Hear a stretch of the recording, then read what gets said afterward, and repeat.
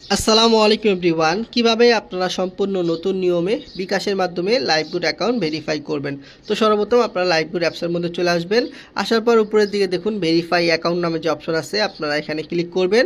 করার পরে নিচের দিকে দেখুন ভেরিফাই অ্যাকাউন্ট অপশন পাবেন। আপনারা কি করবেন, ভেরিফাই অ্যাকাউন্টের মধ্যে ক্লিক করবেন।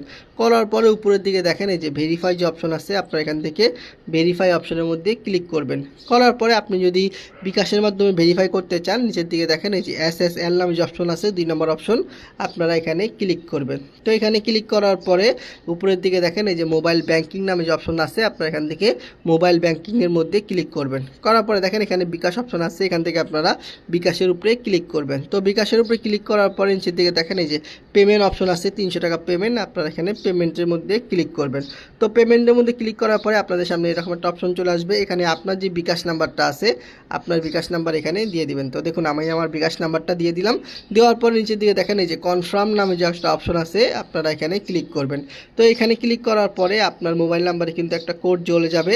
আপনি কি করবেন, ওই কোডটাকে এখানে বসিয়ে দিবেন। দেখেন আমার মোবাইল নাম্বারে কিন্তু অলরেডি একটা কোড চলে আসছে, আমি কিন্তু কোডটাকে এখানে বসিয়ে দিলাম।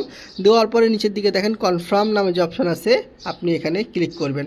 তো এখানে ক্লিক করার পরে আপনার যে বিকাশ নাম্বারটা আছে, আপনি যখন আপনার বিকাশ পিন নাম্বার যেটা আছে, আপনি কি করবেন, বিকাশ পিন নাম্বারটা এখানে দিয়ে দিবেন।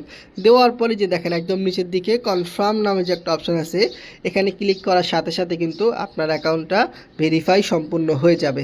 এটা কিন্তু নতুন প্রসেসে কিভাবে আপনারা বিকাশের মাধ্যমে ভেরিফাই করবেন এই বিষয়টা দেখিয়ে দিলাম। তারপরে যদি না বুঝেন, ভিডিওর কমেন্ট বক্সে আমার নাম্বারটা থাকবে বা ডিসক্রিপশনের নাম্বার থাকবে, অবশ্যই আপনারা আমার সাথে যোগাযোগ করবেন। ধন্যবাদ সবাইকে। আসসালামু আলাইকুম।